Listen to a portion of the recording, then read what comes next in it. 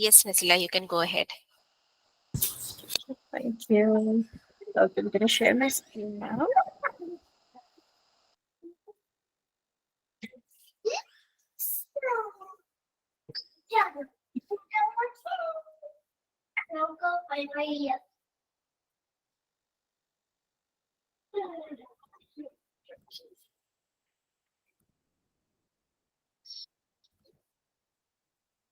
All right. So let's talk about the ABCs of breastfeeding. I want you to look at this picture first. It's such a beautiful picture where you can see this baby who's latched on to the mother. The baby looks calm, the baby looks happy. The mother also appears to have a beautiful smile on her face. They're sharing this wonderful bonding experience. Um, and if you have like butterflies in the stomach right now, looking at this beautiful photo, I want to give you a disclaimer. Breastfeeding does not always look like this.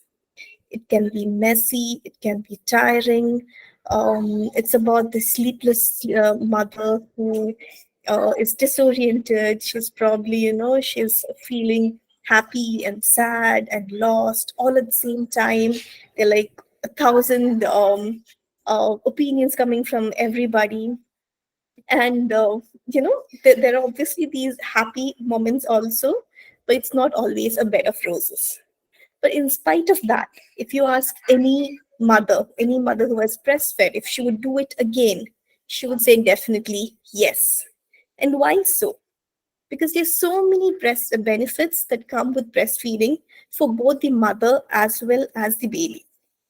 For the baby, breast milk is custom made. It's this beautiful liquid which keeps changing its composition according to the baby's needs. If the baby is sick, baby is getting the medicine for that sickness. If the baby is sleepy, baby is getting the sleep hormone to put him to sleep. So constantly this milk is changing, and that is so miraculous. Of course, breast milk helps in building the baby's immunity. So till 5 years, baby's immune system is still developing. And this breast milk is helping to strengthen the baby's immune system. It helps in building a better IQ. It protects the baby from a lot of diseases, risk to a lot of types of cancers, respiratory diseases, autism. It prevents neurological diseases, obesity, diabetes mellitus, among many others. And it also helps with jaw development. So the way the baby is drinking from the breast, the way the baby's tongue is moving, all that is actually helping in the healthy jaw development of the baby. In addition to all these, the mothers also getting a lot of benefits. For example, it's convenient. If the mother and the baby are stepping out, they're traveling, they don't have to worry about having the thermos flask and formula, and a lot of other things. Sterilizing sterilizer, or how would they can sterilize? All that can be a hassle. So if you're breastfeeding, it becomes much more convenient.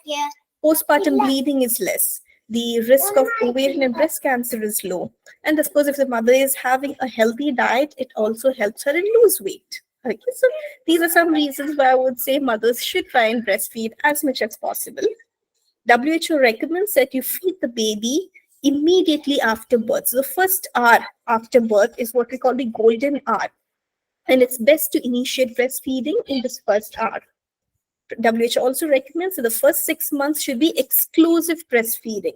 That means absolutely no water, no fruit juice, no animal milk, and obviously no solids in the first 6 months. And try to breastfeed for up to 2 years or beyond. As long as you're breastfeeding, your baby is going to enjoy these benefits. Okay, so I would say as much as possible, try to breastfeed your baby. In case it's not working out, in case you have some hassles, you can express and feed. In case that's also not happening, then you can give formula milk to the baby, but nothing other than these three during the first 6 months of the baby's life. Okay, and in case it so happens that you have some breastfeeding issues in the first couple of days or first week or so, and you're not able to directly feed the baby, but at the same time you don't want to introduce bottle because sometimes the baby gets used to the ease of bottle. In such a scenario, you can use other alternative methods of feeding. Here you can see there's a baby who's being fed through a syringe or through a pallada or through a cup. These are all genuine methods of feeding that your medical team or your lactation consultant might be able to help you with. Okay. Now, how do you plan for a smooth breastfeeding experience? I would say first you start planning during pregnancy. Mhm. Okay, upa, upa.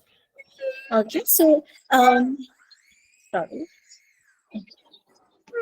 Upa, Uma's in class, please. Please.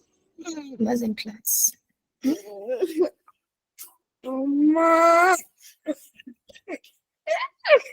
Leah, Uma's in class.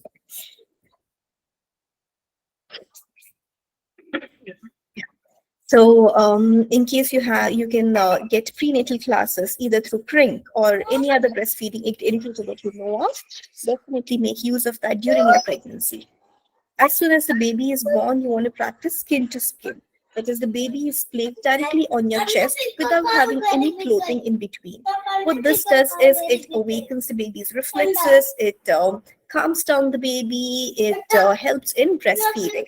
Okay, and of course, initiate breastfeeding during the golden hour when the baby is extremely active and ready to latch on to the mother. Okay, let's address some common breastfeeding issues that we typically see in a mother and baby dyad. Okay, one common question that a lot of parents ask is my baby well fed? There's always this doubt if the baby is getting enough milk or not. So there's few pointers that you can use to understand if the baby is well fed. Number one is baby should be passing at least 6 to 8 P's in a day. If the baby is passing even more, that's all the more good. But the minimum would be 6 to 8 urines in 24 hours. A healthy weight gain. So how do you know whether the baby is gaining weight properly? As soon as the baby is born, the first couple of days or so, baby is expected to lose some weight. Okay, about 10% of the baby's weight will be lost. After the first 3 days or so, baby starts regaining weight, and the baby is expected to come back to his birth weight within the first 2 weeks. That means by the time the baby has reached 2 weeks of age, baby should have crossed his birth weight. In case that hasn't happened, then you know there's some issue going on.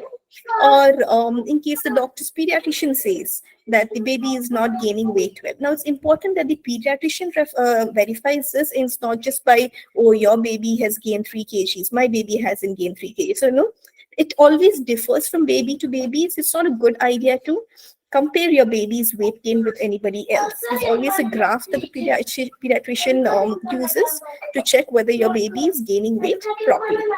You need to check if the baby is not dehydrated. Okay, so if the baby is dehydrated, babies tend to be extremely sleepy, they're not active, they're not drinking milk. So those are all signs that baby is not well fed. And of course, if the baby is reaching milestones at the required time, that's also indication that babies are getting enough and more milk. Now, this is something interesting. You can look at two babies of the same age who are breastfed, who are in their healthy weight range, but at the same time, they look so different. So this is because weight gain of the baby is mainly decided by genes. In case the baby's parents have been lean as kids, as babies, then the baby is also going to be lean. Okay, so chubbiness is not a sign of a healthy weight gain or of a healthy baby. Okay, remember, babies can come in all sizes. There's nothing to compare in them. Okay, low milk supply. So I think if I ask mothers who are breastfeeding, more than 60% of them would say, I have low milk supply. But then if you ask them, why do you think so? It would be like, oh, my friend told or my relative told. No, it's always like, people around us always telling us that I don't think your baby is getting enough. I don't think your baby is satisfied. So I would say, it's important that you trust yourself. We've already made the checklist earlier. So check on that checklist to see if your baby is getting enough or not. And in spite of doing all that, if you still feel that you have low milk supply, then what you can do is, number one, feed the baby more often. So it's interesting, the milk supply is always built on demand. If the baby is creating more demand, your supply is going to increase. So you want to get the baby more often on the breast, and in case it's not happening, you can also pump more. So that's also going to increase the demand. It's important to keep yourself hydrated. So that I usually say it's the husband's job to make sure that your wife is always drinking enough and more amount of water. I'd say for a breastfeeding mother, at least 3 liters of water is extremely important. Okay, you can also include these food items in your diet, like fenugreek, green gram, shallots, garlic, oats. These are all going to help in increasing your milk supply. Okay, very important to stay happy. So what happens is the hormone that is responsible for milk supply, it's the same hormone that is secreted when you're happy, when you're in a state of love. So in case you have a lot of stress going on, a lot of negativity around you, in case you're extremely sleep deprived, all that is also going to affect your milk supply. And in case none of these is working, you still have low milk supply, then you can definitely get in touch with your doctor, with your LC, and get medicines prescribed to help with your milk supply. Just like how low milk supply is a problem, high milk supply is also a problem. So in case you have high milk supply, in case you're always engorged, your breast is heavy, you've got lumps around your breast. It can eventually lead to abscess, whereby the milk gets hardened in that area, and you might need to get it surgically removed, or it can lead to infections where you might need to be treated with antibiotics. So it's a good idea to solve the issue as soon as you see it. So what you'll be doing is you want to remove any of those foods that I earlier mentioned, in case you're taking those. Also, in our traditions, we mostly take these Ayurvedic medicines, the lehiams and stuff. So those also contain these foods. So it also contain materials that help with increasing milk supply. So you might want to stop taking those medicines too. And also, whenever you feel your breast is too heavy, you can gently massage your breast and try to remove a little bit of milk so that the breast feels better. Okay, here I've mentioned hand express. Do not use a pump at that point, because if a pump is used, the pump drains the entire breast. Again, your brain thinks that, okay, fine, baby has drank the milk, I need to make more milk, and it results in a much higher milk supply. Okay. This is something very commonly seen, pain while feeding, and it's something that's accepted to be the norm. Okay, so let me tell you, it shouldn't hurt you when you're breastfeeding. In case it's hurting you, there's something wrong going on that needs to be addressed. And most of the times, if the mother has pain, the baby is also not getting enough milk. Okay, because it's mostly related with the latch. So probably the baby's latching is not right. So you want to make sure the baby is latching well, so that you don't have pain and the baby is getting a good amount of milk. Okay. So when I say a good latch, I want to see something like this. Oh, here what you can see is that the nipple is not seen at all. Most of the areola is also inside the baby's mouth. You can see the chin is touching the mother's breast. You can see the baby's lips are nicely flanged out. So this is the kind of latch that you want to get. And how do you get this? This is one technique you can use, whereby the nipple is brought close to the baby's mouth, not exactly at the lips. And when the baby senses that, okay, fine, my milk is somewhere close by, baby opens his mouth wide. And when that happens, you can guide the baby towards the breast. It's not breast to baby, baby is brought towards the breast. And over here, you can see how the baby has nicely latched on. The chin is touching. The lips are not seen properly in the pic, but the lips have nicely flanged out and they're open. So definitely in this kind of a latch, the mother shouldn't be feeling pain. Another thing you can check is where the baby's tongue has come out. So tongue should always be coming beyond the gum pad, because in case the gum pad is touching the mother's nipple, that can hurt the baby and that can hurt the mother. So you want to make sure baby has moved his tongue forward. Again, these are some positions that you can use. Cradle position is not something that I recommend during the initial days, because you cannot push the baby's head towards you. Cross cradle football, these are great positions for new mothers. Lying down also, you can feed absolutely safe. A lot of people might tell you that, it's dangerous, it can cause infections and stuff. There's no medical backing for that. There's no research on that. So you can definitely feed the baby lying down or sitting down. Okay. Another question is how often to feed the baby. Now, initially, when in the newborn stage, you want to make sure the baby is fed every 2 hours, because the baby's hunger cues are not very strong. Baby might not be able to tell you that he's hungry. Sometimes the baby might sleep off, and in case you don't wake him the next 2 hours, he might sleep off for a long time, lose out on his energy, and it might reach a state where the baby is just too tired to even suck. Okay, so it's important that every 2 hours you feed your baby, and every feed should last for at least 20 minutes. Okay, it's roughly between 20 to 40 minutes. If it's less than 20, you need to wake the baby and feed the baby again, because it means the baby is not fully fed. And in case you let the baby sleep off that way, baby is going to wake up in the next, say, half an hour and ask for milk again, and the baby is going to have a disturbed sleep, which is not healthy. At the same time, in case the baby is going on for more than 40 minutes, that is also not healthy, because it means the baby is putting in a lot of effort, but the baby is not getting enough milk. In case the baby is losing out on his energy. So try to feed the baby within 20 to 40 minutes. In case it's not happening, you can get in touch with an LC to see what exactly is happening. Why is it that the baby is not satisfied? Okay. Once the baby has crossed his birth weight, or once the baby has crossed 2 weeks of age, at that point, you can follow the baby's hunger cues. So the baby will be able to tell you when he's hungry. Okay. And how do you know that? So you look at these hunger cues. Here you can see the hunger cues usually come in 3 levels. Level 1, when the baby is a little hungry. So you see the baby having slight movement. He might be opening his mouth, sort of like making an O and trying to search for the breast here and there. In case he doesn't get it, he goes to level 2, where there's more movement. He might push his hand into his mouth. This hand to mouth is particularly during the first month. After that, babies love to put their hand into the mouth anytime. Okay, so it's not a hunger cue.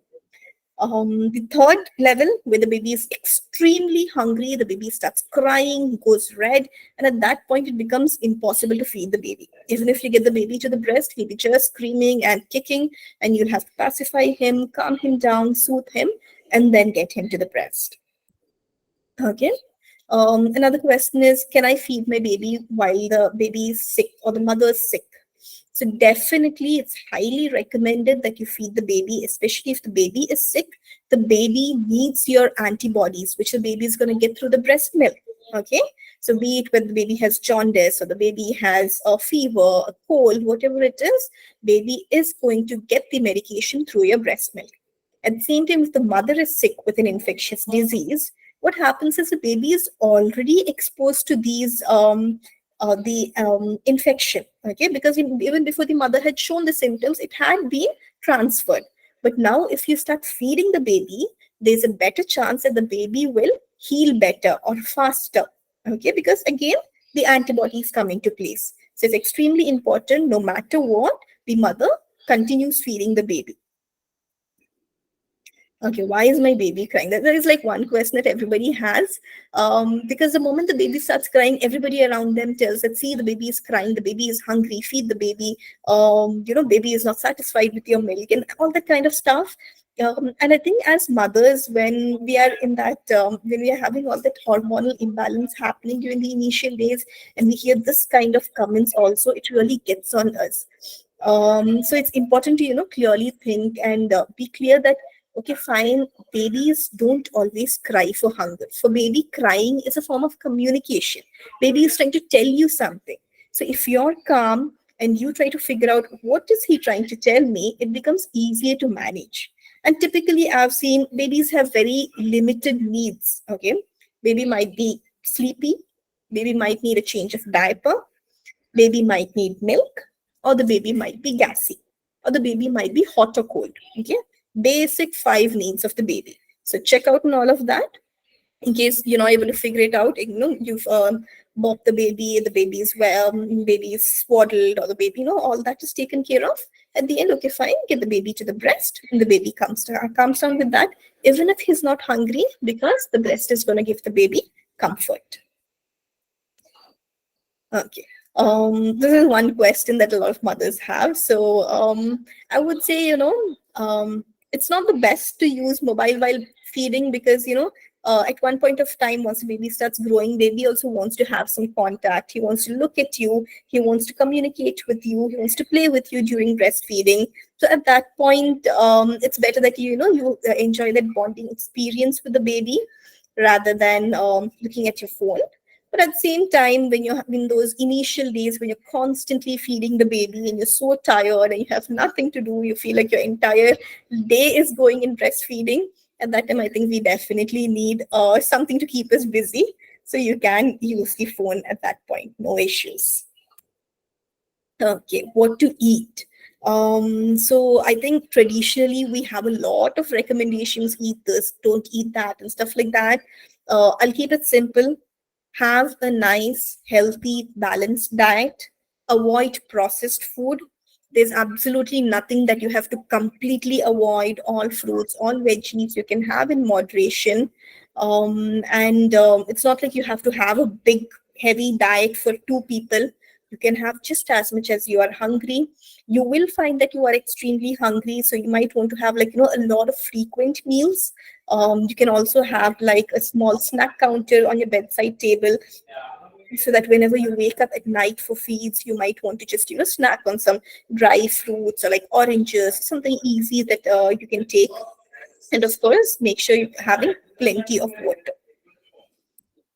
Okay. Okay, so this is something to understand, that babies do keep waking up at night. Okay, during the initial days or initial months, babies have a very small tummy. Whatever milk the baby has taken gets digested easily, and the baby needs to refill to get his energy, which is why the baby keeps waking up.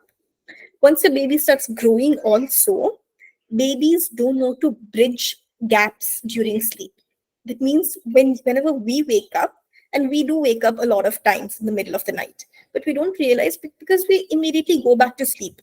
We have that self-soothing capacity, but babies don't have that. They need somebody else to help them to go back to sleep. That's why the baby is asking for the breast, and there's no harm in giving. There's nothing like you're going to spoil your baby by giving the baby too much love. It's all, old school thinking. Cuddle your baby, keep him close to you, feed him a lot. It's only going to help with your bonding. Okay, never going to go wrong with that. Okay, pumping and bottle feeding. I think a lot of times when we want to start work, or in case the mother is extremely sleep deprived and just wants to catch up on some sleep, it's extremely helpful when they're able to pump and bottle feed.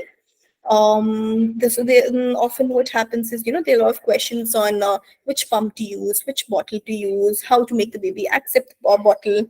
I would say all of them is like, case to case specific thing. So in case you can get in touch with an LC, they would be able to guide you on how exactly to have a pumping schedule and how exactly to feed the baby the pumped milk. Okay. Extended breastfeeding is something that has become very common lately. So, extended breastfeeding is basically feeding the baby beyond 2 years of age. Okay. WHO recommends feeding the baby up to 2 years or beyond. Beyond 2 years, what happens is, there's a lot of study regarding this, saying that it is helpful, it builds the baby's immunity. It helps the babies, it keeps it prevents the risk of breast and ovarian cancer for the mother, and a lot of benefits are there. Okay, but from my personal point of view, I have fed my kids for 3.5 years and 4 years, and I would say I did it for selfish reasons. Okay, so what I found is that kids don't eat very well every day, right? They do have their appetite drops. They do have days when they're not very hungry. Whenever they are sick, they don't eat a lot. But during all of those days, I was worry free because I knew my babies were getting breast milk. I knew nutrition is going into them somehow.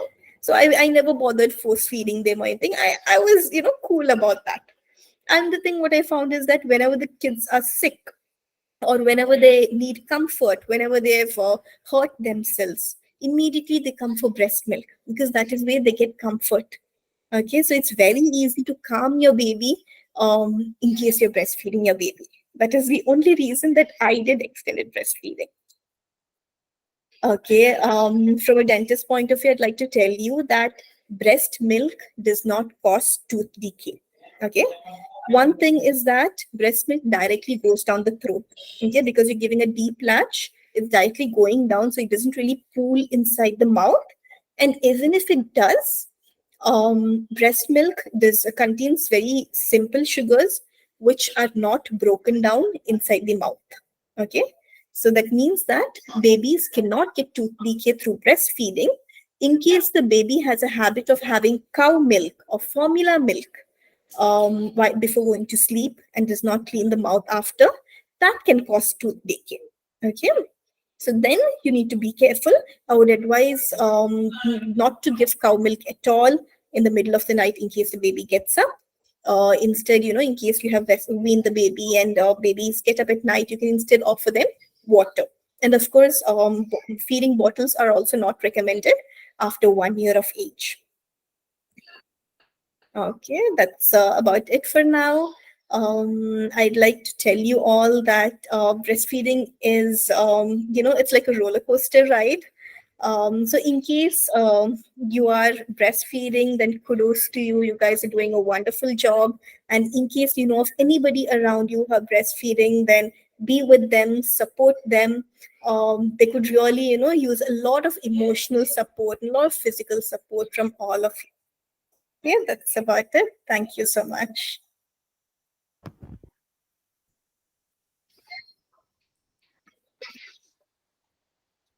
Thank you, Naseela, for your valuable information. Now I welcome Hisana Jahan.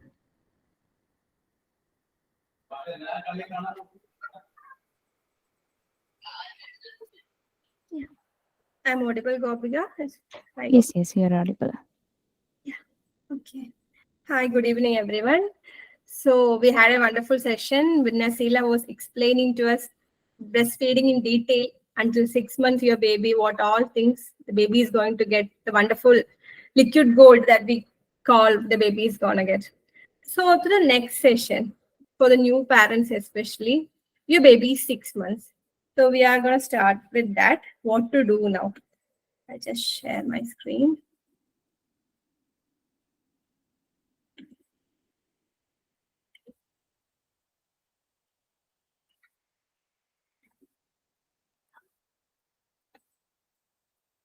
Yeah.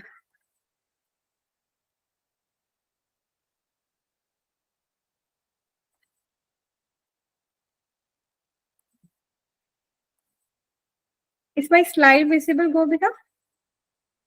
Yes, yes, it's visible. Okay. So we're going to step to our next step. That is the first step to solids. My baby is now 6 months or soon 4 to 6 months. What should I do? There's so much questions that usually comes to our mind. So we'll be dealing in short.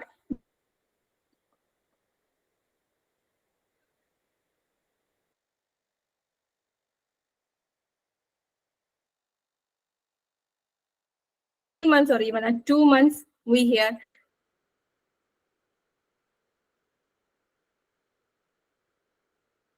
your baby is not getting enough food.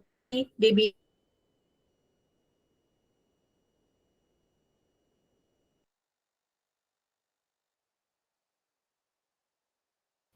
So this question, why not before 6 months? The first thing is God has made the child every nutrition, every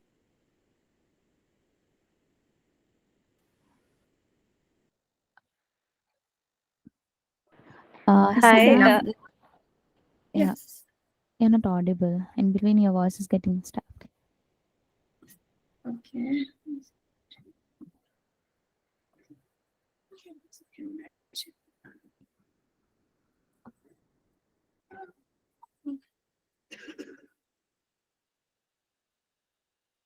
I'll just see 1 second.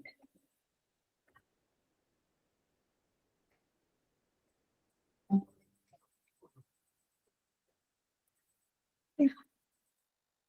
Okay. I'll just see. Just something is issue with my net. Is it okay now, Gopika? Yeah, now it's audible. Okay. Just let me know if any issue. Okay. Yeah, sure. We continue. So why not before 6 months?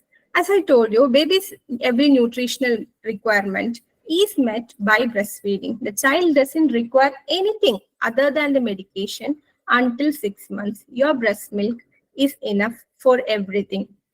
And even the immunity, as Nazila mentioned, everything is met through the breast milk. Even for the mother, for the baby, lots of benefits we heard through her. So that helps your baby to grow to achieve all the milestones required. And one another thing is, in order to digest the solid food that you're going to give, your baby needs some enzyme. We all have enzymes, right? We all have those hectic ones of digestive enzyme inside our gut. The baby also needs the same. What happens is these enzymes are developed only by the age of 5 to 6 years, 5 to 6 months. Until that, so what happens if you're going to give a solid to the baby before 3 months? Your baby doesn't have the enzyme, your baby cannot digest it. So that's why we have so much eager grandmas always bring the child in the night with bloody stools, with so much gassy babies, because they don't have the enzyme to digest, and thus they cannot get what you're trying to provide. And even the gut, good bacteria is required in your intestine for all these digestive process, for this all the nutrients to be absorbed. Even that is not there until they reach the time of 5 to 6 months. That is why the best answer, why not before 6 months? The baby is not ready for solid food. So when should I start? So how can I know my child is ready? So much benefits of breast milk is told. Then should I extend until 6 months? No, that is because once your baby is 6 months, the baby milestone is so much in a rapid phase. You all might have noticed. Until 6 months, the baby will be lying somewhere, playing, everything. But after 6 months, the domains are very different. The baby starts sitting, the baby starts standing, walking, running, and so much other milestone the baby is going to achieve in a very short period. So the baby needs more nutrition. The baby needs something along with your breast milk to help for the baby to grow. So the nutritional requirements, as it increase, the baby needs complementary food. That is why we always use the term complementary feed, not weaning. It is just complementary to the breastfeeding. And the other steps, or I will say, I usually say when they ask me, is my baby ready? My baby is 4 months, ma'am. Can I give? It's just a checklist. One thing is your baby is having complete head hold. The baby has no head lag. The baby is able to have the heads without support. That is one check. Complete head or neck control. The other thing is the baby sits by themselves in a supporting chair or in a feeding chair that we commonly advocate. If the baby is able to sit by its own with adequate neck, that shows your baby is ready. The other thing which you see, your baby grabs your hand. Whenever you are eating something, your baby is so much curious on what you put your mouth. That is, baby is interested with food. That is also a point which shows the baby is ready. And mouthing, you all might have observed, baby puts everything to mouth. Mothers come by 5 months, baby put everything to mouth. So that all are the steps the baby is getting ready for the first solid food. Is teeth required? The other question I would like to clear. Teeth is not required for complementary food. Even without teeth, you can give all the solids required, and teeth is not a criteria for assessing whether your child is ready. They should be, the only thing is they should be able to swallow the food. They just don't spit out usually, because you are seeing small babies when they keep milk, it just drool out through their mouth, right? So if once, how will you know a child is ready? Is able to swallow without any proper gag or something, your baby is ready to swallow. That all are the checklists you can just consider to know whether my child is ready or not. This all usually happens by 6 months, and that is why we give you a time 180 days before your child is introduced for solids. Okay, what are the methods? I am ready. I know my baby is 6 months. Okay, doctor. And what methods I can use? We all knew about a single method that we call by the name traditional weaning. We have basically three methods. One is traditional weaning that we most have tried, and we have tried on our babies also. We make whatever puree, rice or something, whatever we may take it to a spoon or something, and we feed the baby. That is the traditional method of complementary food. And one another method is, as we know, baby-led weaning. I don't know how many mothers or parents are introduced with baby-led weaning. As the term suggests, it is baby-led weaning, where the boss is baby and you just take care of their needs. And the third one, which usually we say, is the both methods. None of the method is superior or inferior, I won't say. Everything has its own pros and cons, and which to select depends on how much available you are and how much comfortable you are. So telling about the traditional method, the pros of that, as you know, you decide the quantity, you decide the quality, and you can see how much food the child eat. So that is the pros of that. Cons is, if it is done in a wrong method, the child doesn't enjoy food or child doesn't experience food. That is the main issue that happened. That we don't want the child to happen, because after in this questionnaire we were getting so much questions through this form, like my child is not eating anything, my child doesn't like, my child spits everything. So everything that every time that happens retrospectively, the baby didn't have experience of food, because eating is a process of development. We have 5 steps the child should accomplish while eating. The child should hear about the food, should see the food, should smell the food, should touch and feel the food. Last, the child should taste and then eat. So traditionally, with 5 hands on the baby, everything, and to be poured, puree be poured, what happens? Nothing else. Child doesn't even know the taste of the food. The child just swallows out of pressure, and you may get a chubby baby or something, but at a point of time, their relationship with food will be harmed. So that is one of the basic cons of traditional weaning. And baby-led weaning, that is what we say, we make the child sit in an easy chair or something, in a feeding chair. We give the baby with the, this we'll be discussing in detail about that. The pro is the child has his own part to do. Child has his own developmental milestone. Child can hear, see, smell, play, feel, and then eat the food. But the cons is, as Naseela told, some days they won't be in the mood to eat. So at that time, they may have a reduction. And if you are like, I am baby-led weaning completely and let the child eat whenever he wants, that doesn't work always, because they have many other priorities to be done.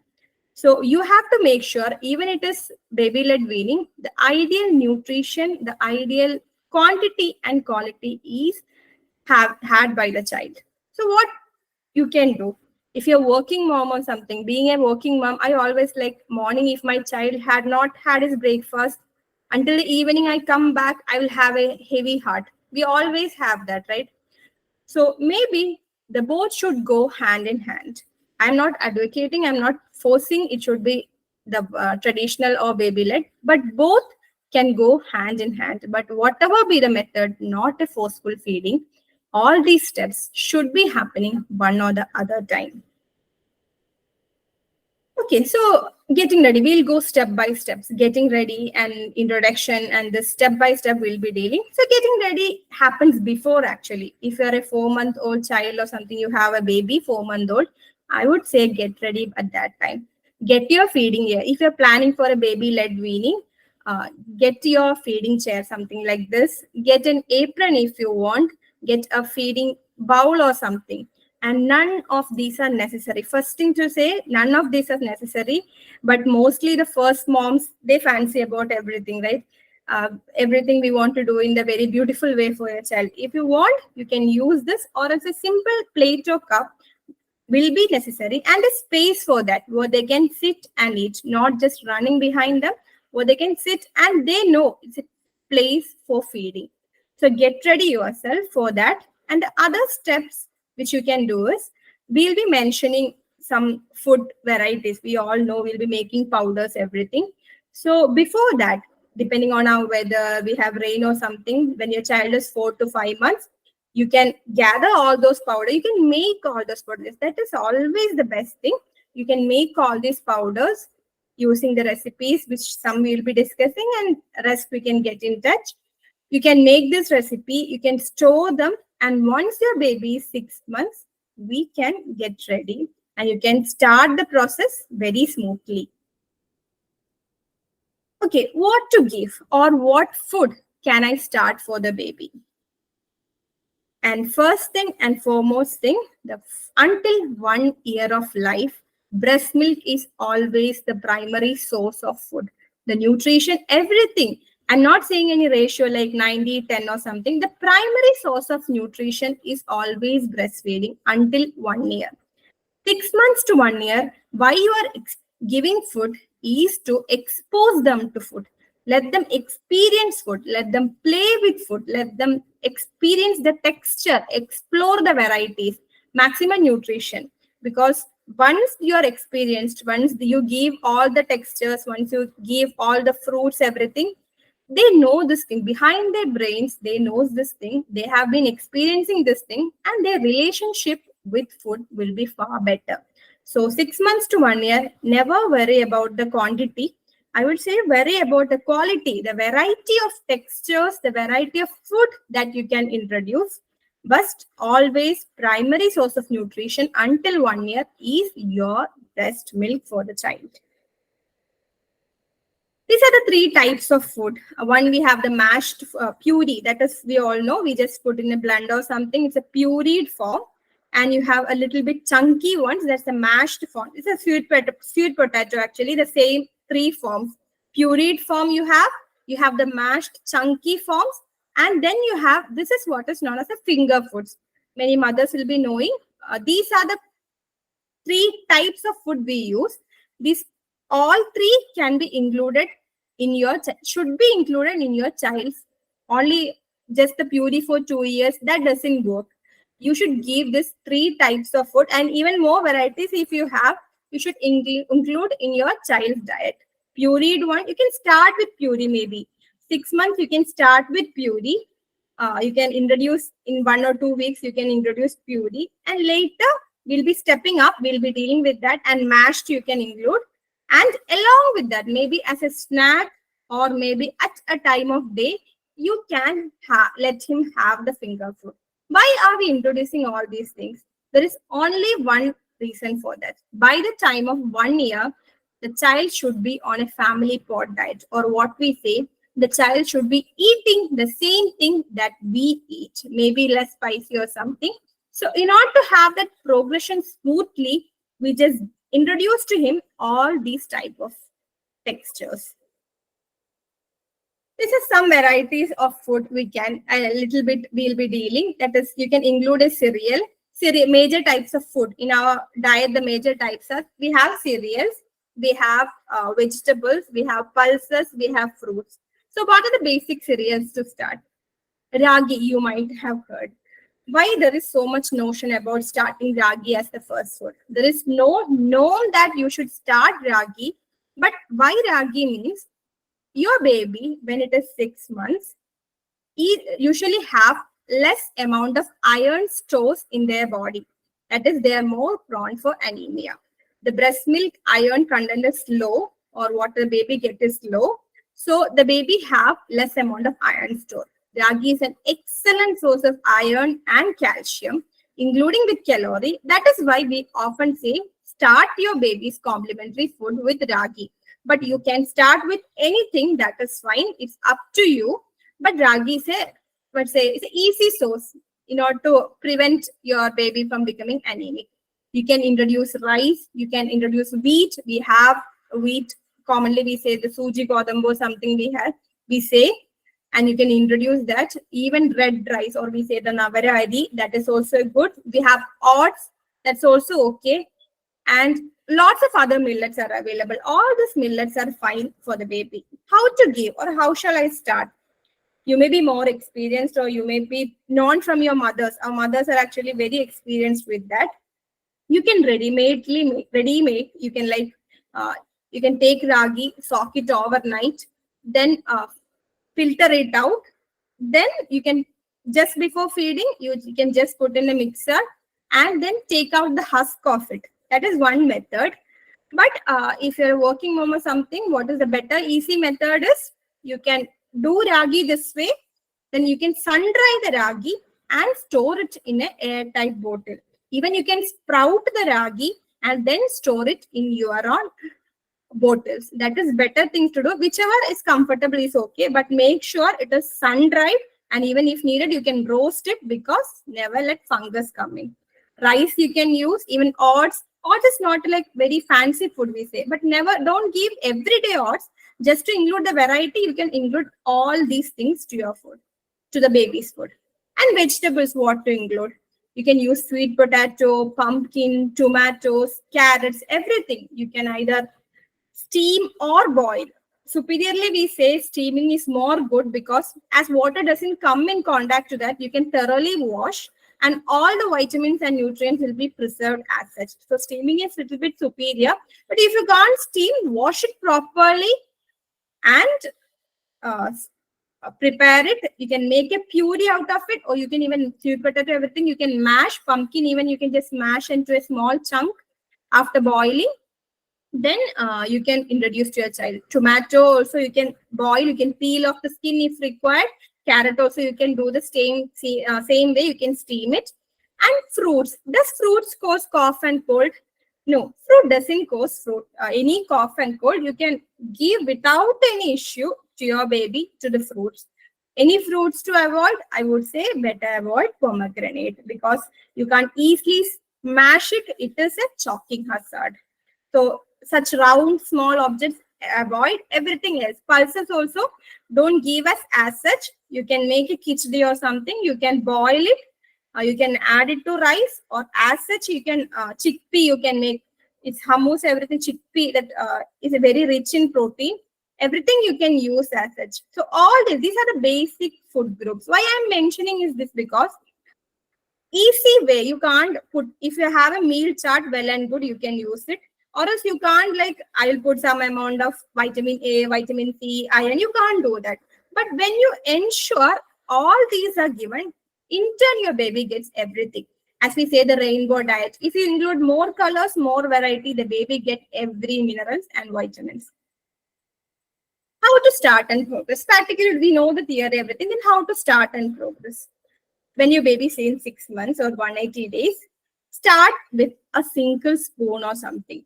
Let them taste the food. If you want, you can even, they can use a spoon by, they are ready for that. Their development, not something like that we do, but it is a developmental milestone, because when the age of 1.5, if you are early introducing, your baby will be able to use every cutlery. So start with single spoon, just to know the taste, just to know the texture. Let them, you take a small amount only, prepare it, and then gradually, week after week, day after week, day, you can progress the food. There is no hurry. One ball should be finished on the first day. No child does that, and don't expect your child to do that. Start with a single spoon, maybe on the first day, 1 or 2 days, you see how your child is going, and then maybe make it 2 spoons, and then gradually add up. If your child is bored with something, stop that for 1 week and reintroduce to them after 1 week. They're going to eat that. Maybe we all eat rice every day. We all eat the same dal every day. Your children never eat that. So with the smallest variety available, rotate the foods. Can I give egg to my baby?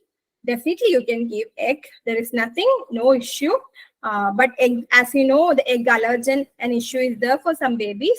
So you can introduce egg along with your common food. 6 months itself, you can introduce egg.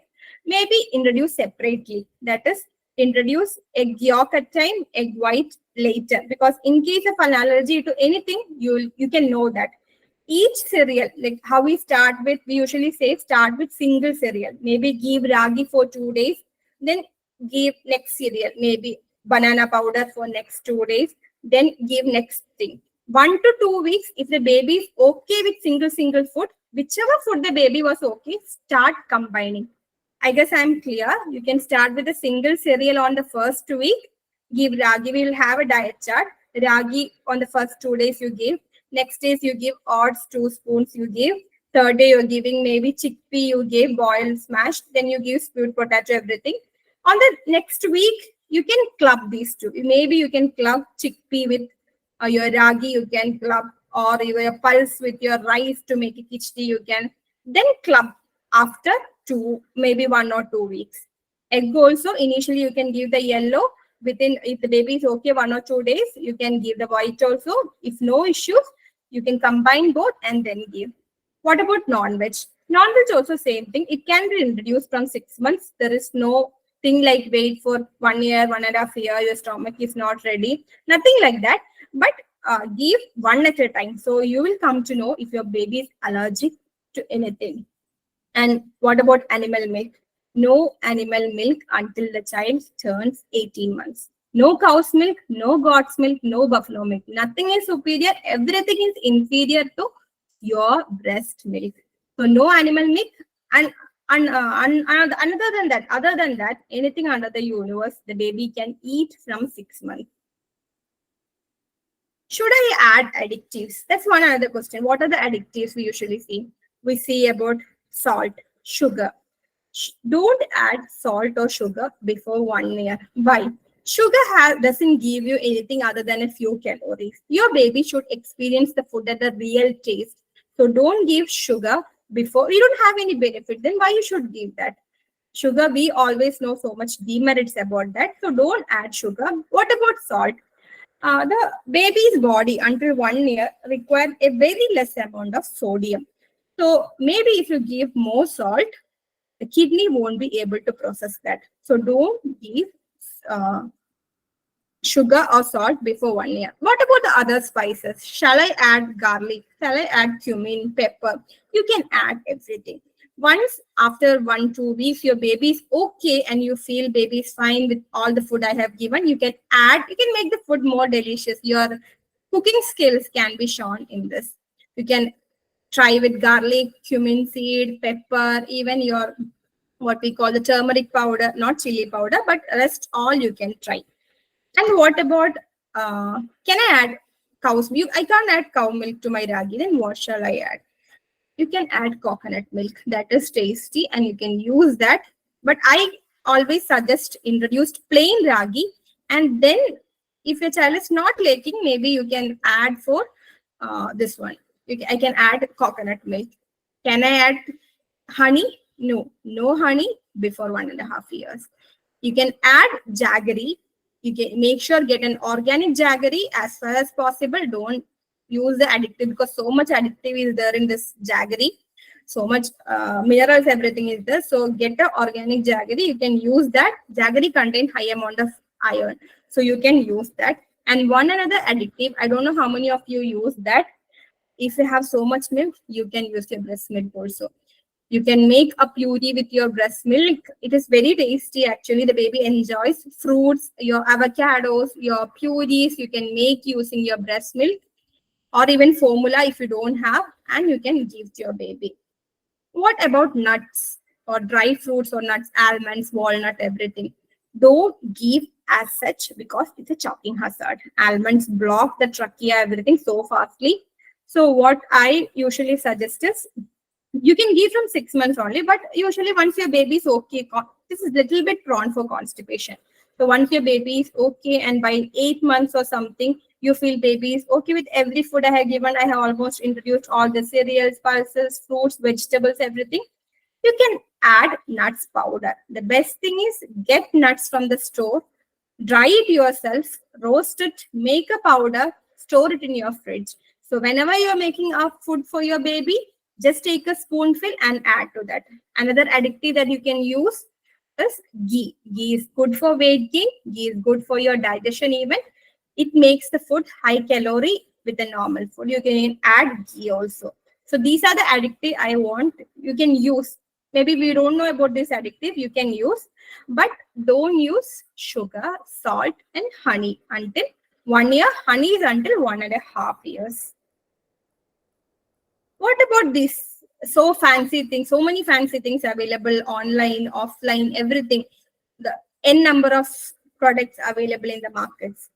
These may be good or bad, but in order to these to be stand on the shelf, some processing agents or what to say, this should be the addiction agents, like what we say, the Preservatives, maybe preservatives will be added. And most of the store-bought foods contain high amount of sugar, because many of us adults are even fans of some of these store-bought ready-made food, because it contains high amount of sugar. Always read the label, then you will understand how much sugar, fat. So the best thing as mothers which we can do is get help of your grandmothers, get help of your grandmas, and make food at your home for the baby. Even get into gardening, get cook vegetables, make a garden for your baby. Simple vegetable, one or two which you get from, make use for the baby. In case nothing works out, and if you're that sure only from your friend is making from your home and it's okay, if you can get hands on the good thing, okay, that is okay. You can get the nuts powder, dates powder, all you can try. Otherwise, never ever go for the store bought thing. Always make your homemade things whenever possible. In case nothing else work and you have to feed, then only go for the store bought things. Choking hazard. Many mothers ask, is there a choking hazard when my baby start weaning? Mostly what that is gagging, because you see the baby becoming red, baby becoming something like a vomiting sound, everything. That is basically gagging. And difference between choking and gagging is, gagging is noisy. Baby make that gag sound, baby become red and vomit maybe. Choking is silent. Baby become pale blue and baby doesn't make a sound. So you should be always never give choking foods. That is why I told nuts, peanuts, pomegranates, your chickpeas, as such, never give. Make them, boil them, mash them, puree them, and then give. Only after 2 years, when your baby is okay with that, give food, because you should be prepared. If any case choking is deadly dangerous, you never get the time to take the baby to hospital even. So choking is an hazard. I always say the mother should learn the first aid even for choking, because you don't get the time to take your baby to hospital. Never give all these things, round, small objects, or even almonds to your baby. The peanuts, always when a gust comes, they give the peanut.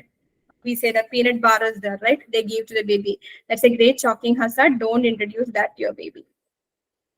So how much to give? Initially, I told you it is not about the quantity. Start with 1 or 2. Maybe that is enough. 1 or 2 spoons per day. After 1 week with the other foods, they are okay. Increase gradually. Maybe 3 spoons by the second week, 4 spoons, everything.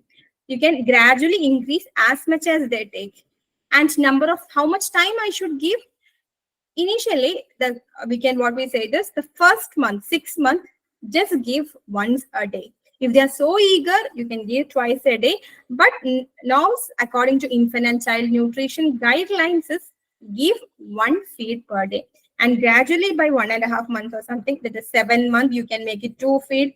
8th month, you can make it 3. Then by 1 year, the child should eat half of what the mother eats. Half of what we eat, the child should eat. That is the thing. So you can gradually increase the amount. Maybe you can split them. If you want to like mixed of traditional and baby led weaning, you can give a breakfast and dinner maybe yourself, and a lunch also. And in between 2 things, you can give as a finger food. You can let them explore. That's the easiest way to do. So both works out at the same time. Should I give water? Because 6 months until no water. And continuing breastfeeding. So should I? Yes. Solids need more water to digest. Solids need high amount of, even food has water, but baby need water for the digestion, for the prevent constipation, everything. So give 1 to 2 spoons of this one. And how to give? Should I use a bottle for that? I never allow bottle, because it leads to so much infection. So much studies are there. So usually it is like introduce child water to a spoon. I say give it steel spoon and steel glass. That's completely fine. Or give the glass. Some children will be eager. They may not be able to use, but not a nipple bottle, whatever. Stirrer cup may be used. Maybe steel glass and spoon you can use. That's the easiest way, because make a utensil set for your baby. Make a glass, steel spoon, even cooking things. Make a set for your baby separate, not the more common cooking what we use. Constipation after starting storage, that usually happen because many kids usually say that is they ask me ragi like ma'am we have given ragi is the reason for constipation, right? Never should I give ragi again. No, constipation usually occurs in many kids after starting solids. So what you can do, include more fruits, papaya, orange, everything, include fruits that has high fiber. Oats you can include, barley you can include food that has high fiber that will help in baby poop easier, and also take enough an amount of water and let the baby also have water. It is okay. It's not because any particular food. Include high food. That's what I told. Even you can give a chia seed. Soak the chia seed and you can include by 7 months or 8 months. You can include if you want the high fiber. You can include a small amount of chia seed, soaked, pre-soaked ones in baby's meal. What not to? So many yes we have heard, and there is only one no. No to distraction feeding. Your baby will eat so much, maybe one bowl, two bowl, baby will eat, but that is not gonna help you or your baby. It is gonna cause you so much harm. So no to distraction feeding. And some days your baby will purse the lips, your baby will cry out everything. It is okay. Continue breastfeeding, and some days you don't feel hungry, some days you feel hungry, so much hungry some days. It's the same for the baby. Just make sure what their comfort food. Maybe they like finger foods, they like something papaya or some sweet fruits they want for that day, or just breast milk for the day. It's fine until 1.5 years. Some days are like that. That is totally fine. So no to distractions, cream feeding, and no to force feeding. Don't ever force feed, because picky eating solving is a dangerous situation. Many mothers suffer, and whatever help we provide, some kids don't help with picky feeding. So let them, even if it is slow and steady, let them have their own pace. So it's a simple diet chart. You can start with cereals on the first week, ragi or something, and the second week you can add your vegetables 1-2 days, then pulses other 2 days, and the third week maybe you can give 1-2 days fruits. You mix. Monday, Tuesday you can use maybe cereal. Wednesday you're going to give a pulse, and Thursday you're going to give maybe pumpkin. You are going to give. Saturday you're going to give a fruit. You have made some carrot or your sweet potato you have made. And 1-2 weeks, if baby is completely fine, the next week what you're going to do, you are going to combine two from. You're going to make a puree with ragi and banana maybe, and or you're going to make with oats and banana, or maybe chickpea and rice, or dal or rice. You are going to combine two groups, and as such you're going to give for 2 weeks, and then by the 7 months or something you can combine 2 to 3 groups and introduce allergen as early as possible. Nut allergens, egg allergens, don't wait. You introduce your allergen, that is the allergy food usually, and you can come to know. It is where I told, just give egg yolk one day, egg white one day. So you will know which the child is allergic to. A simple diet chart. Just you can, so many recipes are there. You can try your thing. Everything what I mentioned can be given. And the last step is we provide and they decide. Never take it, we mothers especially take it so much emotional, right? When their child is don't feel, it is because they don't, it is because I am the one guilty for that. I am not able to provide. I'm not a good mom. Many moms think that, especially with a toddler until 1.5 years. But it is their wish. It is their wish means some days it will be like that. But ultimately, you're going to win. In a span of 1 to 2 years, your baby will have a good relation with food. Your baby will be at least able to eat without screen, eat without your distraction feeding. Your baby will have a good relation to your food. That's the ultimate goal. Even if it's a long-standing one, it's a ultimate goal, and that's where Kring has a role to play. We help parents with that, to avoid distraction, to avoid right way, even considering their mental health. From their perspective, we take the feeding, and we parents should provide them. We should also think from their aspect. If you force feed, what we feed, because their health is also the prime concern. So that's all. And the last point for all this, as I told, we just provide and they are the ones going to decide. Never ever take the journey emotional, and you have help. Every pediatrician is ready to help, and we also are ready to help. Okay, thank you. Okay, so that was a super informative session, and thanks a lot, Dr. Hisana, for this. And I thank Naseela and Hisana for this detailed session on feeding. Now, I guess we all know how to respond to others when they say that you don't have enough milk from Naseela's session. And also, we know that pushing food down the throat is not the ultimate goal. That is the takeaway from Hisana's session. Okay, thanks a lot. Now, don't forget this in your journey, in your feeding journey. And if you would like to take a consultation with Dr. Naseela or with Dr. Hisana, you can definitely fill the form that will be posted in the chat box now. Shruti, can you please post the link? Sure. Okay, so any personal consultation you need with either of them, you can fill the form.